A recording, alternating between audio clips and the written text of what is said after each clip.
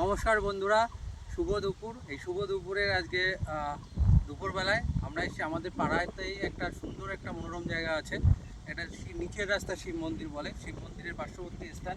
এখান থেকে জল বয়ে গেছে, জল বা নদী বয়ে গেছে। নদী এখন ডুবে যাওয়ার মতন অবস্থা, তবুও এখানে প্রাকৃতিক সৌন্দর্য একটা খুব সুন্দর ভালো একটা জায়গা।